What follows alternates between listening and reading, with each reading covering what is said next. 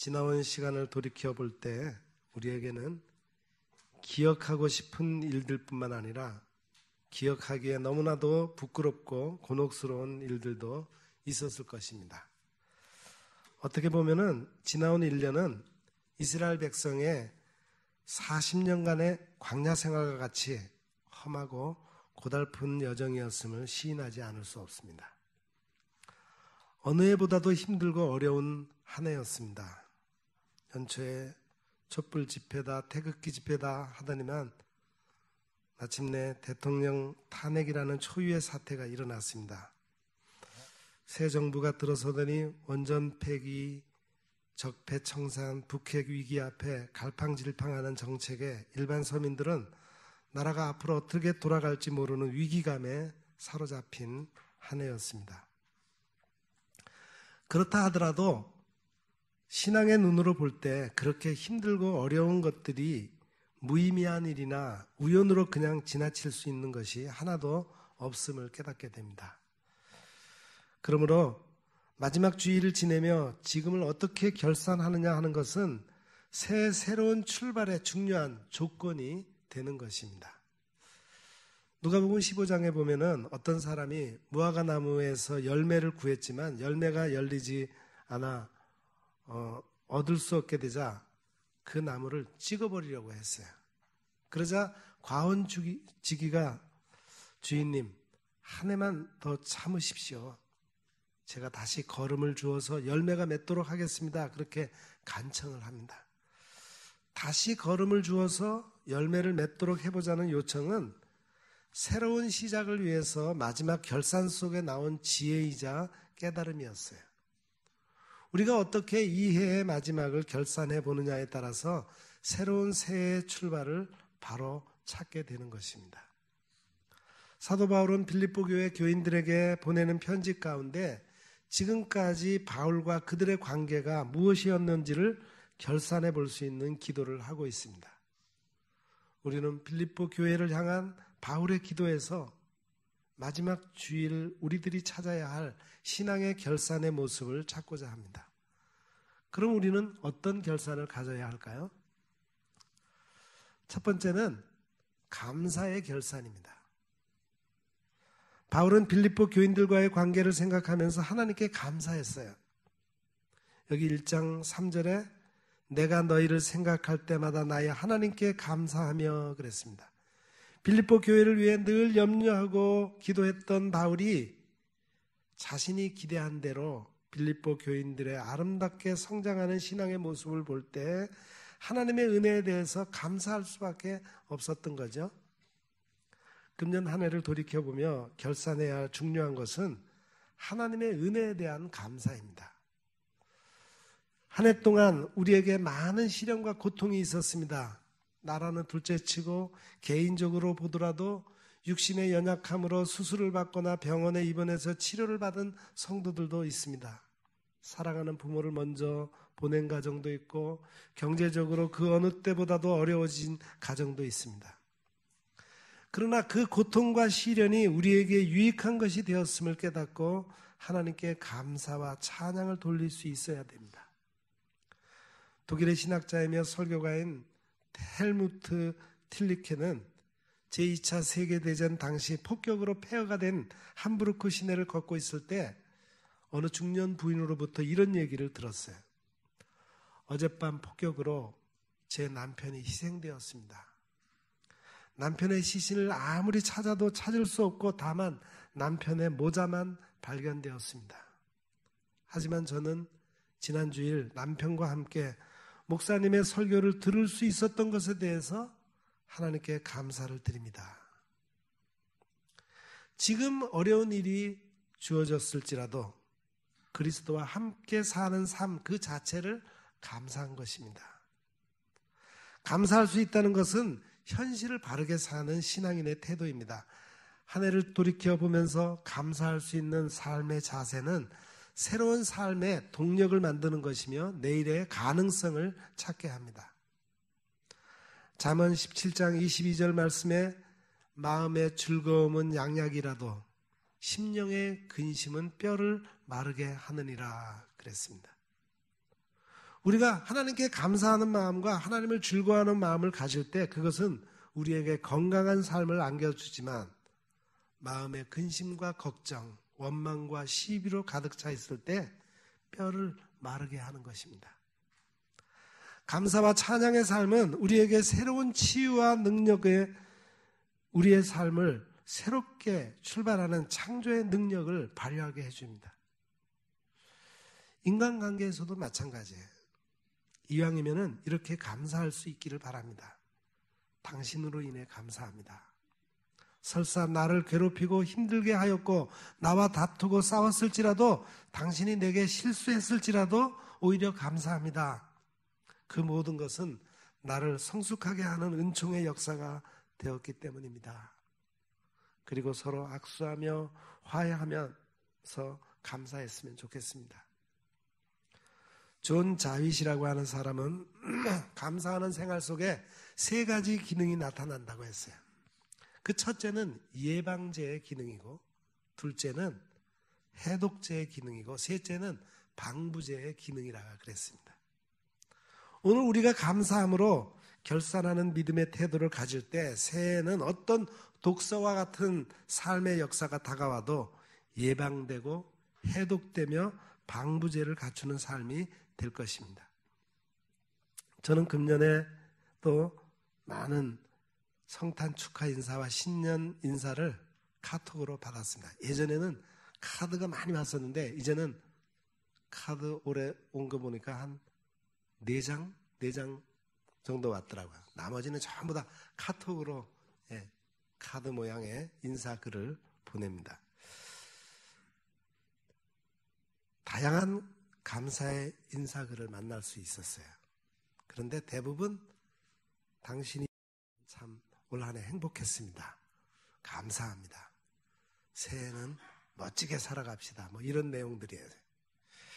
감사로 한 해를 결산하며 새해를 새롭게 시작하고자 하는 것이라 할 수 있습니다. 오늘 1년간 하나님께서는 삶 속에 참여해 주셨습니다. 참여라기보다는 오히려 우리의 삶을 주관하셨죠. 때로는 너무나 힘들고 어려운 시련 중에 삶을 포기하려고까지 한 적도 있을 줄 압니다. 그러나 그 시간을 지나면서 그 어려운 시련이 우리를 하나님의 참된 자녀 만드시기 위한 하나님의 작업이었음을 깨닫게 되기에 감사하게 되는 것입니다. 하나님은 우리 가운데 함께 계시면서 위로와 격려의 말씀으로 붙들어 주시고 때로는 책망과 감동의 말씀으로 깨닫게 해주시기도 하셨습니다. 이 하나님의 은총의 빛 아래서 감사로 결산할 수 있을 때 우리는 새로운 시작의 한 해를 맞이할 수 있는 것입니다.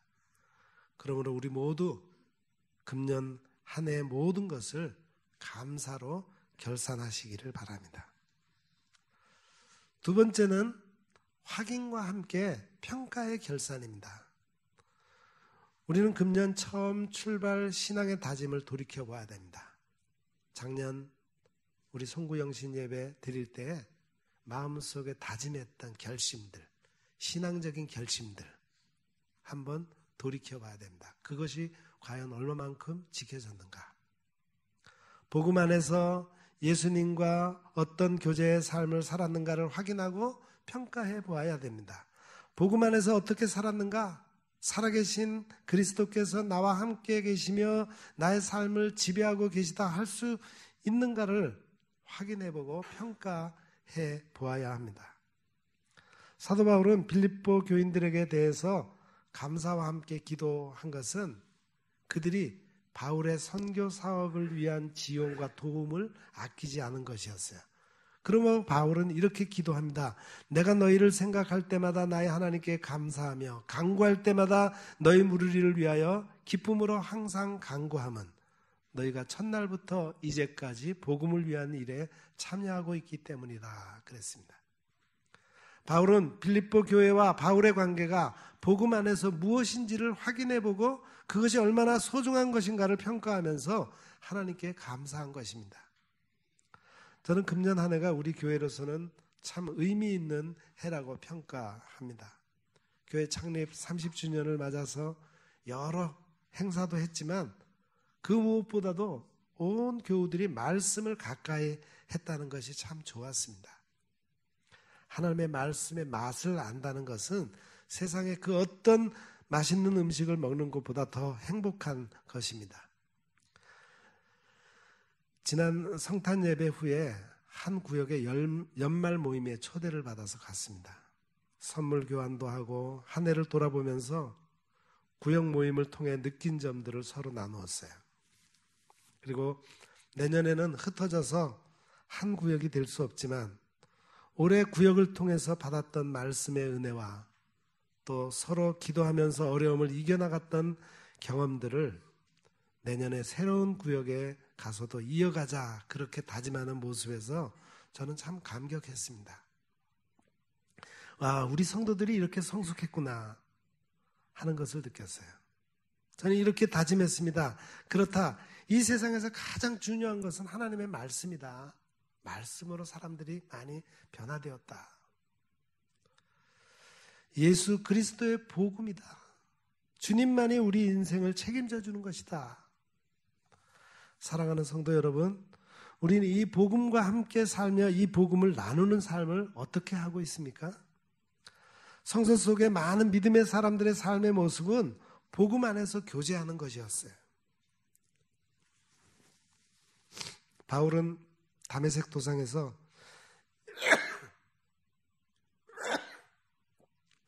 빛 가운데 계신 예수님을 만났습니다. 바울을 만나주신 예수님은 바울의 인생을 바꾸어 놓는 기쁜 소식이었어요. 바울은 일생 동안 이 기쁜 소식인 예수 그리스도이신 복음 안에서 교제하며 그 복음의 능력을 가지고 살았습니다. 오늘 우리가 돌이켜보며 확인하고 평가해 보아야 할 것은 나는 복음 안에서 무엇을 어떻게 교제하며 살아왔는가입니다. 나는 정말 힘들고 어려울 때마다 우리 인생의 주인이신 예수 그리스도와 심각하고 신중하게 의논해 보았습니까? 그리고 우리에게 요구하시는 그 예수님께 얼마나 순종했습니까? 존 와나메이커는 미국의 23대 대통령 벤자민 해리슨의 내각 정부 요원으로서 최신부 장관을 역임하며 큰 공헌을 끼친 사람이었습니다. 이 와나메이커는 또 미국 백화점을 초기에 본격적으로 운영했던 백화점 왕으로서 크게 성공한 사람이기도 합니다. 그뿐만 아니라 이 사람은 그리스도인으로서 훌륭한 신앙의 본이 되는 삶과 헌신의 삶을 살았던 사람이에요. 한 번은 어떤 사람이 그에게 이런 질문을 했습니다. 와나메이커 씨, 당신은 큰 사업에 바쁠 뿐만 아니라 최신부 장관 업무를 수행하고 또 다른 일들이 많을 터인데 어떻게 4,000명의 주일학교 학생을 다루고 주일학교 교장직을 감당할 수 있습니까? 그러자 와나메이커는 정색을 하며 이렇게 대답했습니다. 무슨 말씀입니까? 주일학교가 나의 본 사업입니다. 그 외에 다른 일들은 그저 일들일 뿐입니다. 나는 이미 45년 전 너희는 먼저 그의 나라와 그의 의를 구하라. 그리하면 이 모든 것을 너에게 더하시리라는 이 말씀을 믿고 깨달았단 말입니다. 와나메이커는 그리스도와 함께하며 그리스도의 복음을 나누는 인생을 살았던 거예요. 그는 그의 인생에 주어진 일들을 예수님과 함께 의논하며 그분이 주시는 지혜 속에서 살았고 또 그분이 요구하시는 주일학교 사업에 충성함으로 복음을 나누며 복음으로 교제하는 삶을 산 것입니다. 연말이 되면은 우리 교회가 지원하고 있는 미자립교회 목사님이나 선교사님에게 감사의 메일이 옵니다. 어떤 분은 직접 저를 찾아와서 감사의 뜻을 전하기도 합니다. 근데 대부분의 내용을 보면은 우리 일산영문교회가 매달 얼마씩 지원해 준 것도 감사하지만 무엇보다도 구역 식구들의 기도해 주시고 권사님들이 세밀하게 신경 써 주신 것을 감사하고 있습니다. 우리 교회는 구역을 개척교회나 아니면 선교사님과 이렇게 1대1로 매칭시켜가지고 이렇게 기도하게 하고 돕게 했거든요. 그 일을 굉장히 감사하시는 거예요. 이런 것이 복음 안에서의 교제인 것입니다. 우리가 결산해야 할 일은 내가 복음 안에서 무엇을 어떻게 교제하며 살았는가, 그 확인과 함께 평가하며 결산하면서 그리스도와의 새로운 교제의 삶을 다짐해야 하는 것입니다. 이제 마지막으로 우리의 결산은 새로운 시작을 위해 결심하는 결산이 되어야 합니다. 바울은 빌립보 교회 교인들에게 너희 안에서 착한 일을 시작하시는 이가 그리스도 예수의 날까지 이루실 줄을 우리는 확신하노라 그랬습니다. 우리가 살아야 할 신앙의 삶은 죽음과 함께 하나님 나라에 이를 때 끝이 날 일입니다. 예수 그리스도께서 이 신앙의 삶을 우리 가운데서 계속 이루어 가시기에 후퇴할 수 없는 것입니다. 하나님은 그리스도 안에서 우리를 구원하셨을 뿐만 아니라 그 구원을 끝까지 완성시키십니다. 우리는 그 하나님의 은혜 안에서 또다시 새로운 시작을 다짐할 수 있는 겁니다. 실수가 있었어도 잊어야 합니다. 잘못이 있었어도 잊어야 해요. 왜냐하면 이루어가는 믿음의 삶은 계속되는 새로운 시작을 통해서 이루어지기 때문입니다. 다시 새롭게 시작해야 할 결심을 찾는 것이 오늘 마지막 주일을 보내면서 찾아야 할 우리의 결산의 모습입니다. 신라권을 쓴 존 밀턴은 케임브리지 대학을 졸업했어요. 그는 52세에 앞을 보지 못하는 소경이 되었습니다. 모든 사람이 그를 불쌍히 여길 때 그는 이렇게 말했습니다. 내가 소경이 된 것이 비참한 것이 아니라 소경을 이겨낼 수 없다는 것이 비참한 것이다. 즉 이것은 새로 시작해야 할 시작점을 찾아야 한다는 것을 말한 것입니다. 우리가 한 해를 마무리 지면서 새로 시작할 시작점을 찾지 못한다면 그것이야말로 정말 위험한 일일 것입니다. 연필 끝에 지우개가 달린 이유는 실수한 것을 지우고 다시 새롭게 쓰기 위한 것입니다. 금년 마지막 주일인 오늘이 왜 있습니까? 새로운 시작을 위해 지울 것을 지우기 위해 있는 날이 되도록 하십시다. 지나온 시간의 실수와 부끄러움을 지워버리는 용기가 필요해요. 그리고 새롭게 다시 시작하는 결심이 필요합니다. 그리스도인의 삶은 바로 이런 것입니다. 그러므로 바울은 내가 아직 잡은 줄로 여기지 아니하고 오직 한 일, 즉 뒤에 있는 것을 잊어버리고 앞에 있는 것을 잡으려고 표대를 향하여 그리스도 예수 안에서 하나님이 위에서 부르신 부름의 상을 위하여 쫓아가노라 그렇게 말했습니다. 중동산 카페트는 매우 유명합니다. 그런데 그 중에서도 손으로 직접 짠 것이 기계로 짠 것보다 훨씬 비싼 고가품이에요. 기계로 짠 것이 손으로 짠 것보다 훨씬 고르고 곱고 깨끗한데 손으로 짠 것이 훨씬 더 비싸요. 그것은 오랜 시간 손으로 직접 만든 것이기에 정성이 담겨 있고 그래서 질기고 아주 단단해서 실수한 흔적이 많더라도 기계로 짠 것보다 훨씬 가치가 있습니다. 가치 있는 인생의 삶이라는 것은 획일적이고 일률적인 기계적인 삶이 아닙니다. 부끄러움과 흠과 실패의 사건을 엮어서 튼튼하고 값비싼 삶으로 만들어가는 것이죠. 아픔의 자국, 고통의 자국이 있을지라도 그 인생의 카페트는 더욱 든든하고 질기며 깊은 멋이 담기게 되어갈수록 아름다워집니다. 이렇게 카페트를 짜듯이 예수 그리스도의 날까지 계속해서 새롭게 시작하며 만들어가는 것이 아름답고 위대한 인생의 삶인 것입니다. 심리학자 알프레드 아들러는 인간의 훌륭한 점은 우리가 마이너스를 플러스로 바꿀 수 있는 능력을 가진 것이다 그렇게 말했습니다. 마이너스의 삶을 플러스의 삶으로 새롭게 다시 시작할 수 있다는 것, 그것이 바로 하나님의 은총의 삶입니다. 야곱은 계속 실수했어도 다시 시작함으로 축복의 조상이 되었어요. 아브라함은 갈대아 우르를 떠나서 하나님께서 지시하시는 곳으로 새롭게 시작함으로써 믿음의 조상이 되었습니다. 한 어떤 유태인이 묘지에서 큰 소리로 울고 있었어요. 아, 살기가 괴롭다. 그는 탄식하며 말을 이었습니다. 당신은 왜 그렇게 일찍 죽었단 말입니까? 그러자 다른 묘를 참배하러 온 사람이 안타까워서 이렇게 물었어요. 죽어서 이곳에 묻힌 사람과 당신은 어떤 관계이기에 이렇게 슬퍼하는 것입니까? 그러자 그는 이렇게 대답했습니다. 제 아내의 전 남편입니다. 무슨 뜻인지 모르시는 것 같아요. 예. 예. 자기 아내 전 남편의 무덤에 가서 그렇게 슬피 울고 있었다는 거예요. 왜 그랬을까요? 예. 이 사람의 슬픔은 지금 아내와 함께 살아가면서 새로운 시작을 할 수 없다는 거예요. 예. 새로운 시작을 할 수 없다는 것은 우리로 삶의 의미를 송두리째 빼앗아가는 것이 되고 맙니다.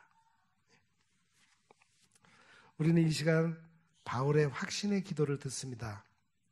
너희 안에서 착한 일을 시작하신 이가 그리스도 예수의 날까지 이루실 줄을 우리는 확신하노라. 우리는 우리 속에 선한 일, 구원을 행하신 하나님께서 그리스도의 날까지 그 구원의 삶을 완성시키실 줄을 확신하기에 우리는 또다시 새로운 시작을 할 수 있는 것입니다. 어느덧 금년 한 해가 저물어가고 있습니다. 무엇을 어떻게 결산해 보시겠습니까? 아, 금년도 덧없이 지나간다 하면서 세월이 유수와 같으니 마음껏 흥청망청 살아보시겠습니까? 금년의 마지막이 다가왔다는 것은 인생의 끝을 향해 더욱 한 걸음 다가갔다는 것입니다. 끝과의 거리가 짧아지고 있는 것입니다. 이 짧은 거리를 굵고 가치 있고 귀하게 살아야 합니다. 하나님의 뜻에 합당한 삶이 되어야 합니다. 새로운 시작이 되도록 지나온 시간을 감사로 결산하고 복음 안에서의 복음과 함께하는 삶을 바로 세우고 새로운 다짐을 가짐으로써 새로운 시작을 만들어 가시는 축복자가 다 되시기를 축원합니다. 기도하겠습니다.